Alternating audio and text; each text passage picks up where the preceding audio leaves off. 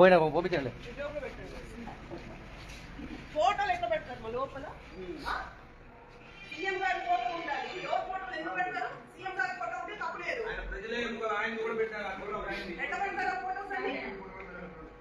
CM గారి పెడితే తప్పలేదు. ఎమ్మెల్యే ఫోటో కొన్ని పెట్టుకోండి. ఇంకోటి ఎందుకు పెడతారు? మనం మా బ్యానర్ చించేస్తారా?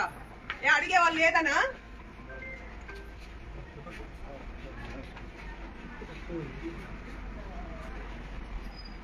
మా ఇంటికి మేము పెయింట్ వేస్తాం, మీకేం ప్రాబ్లం?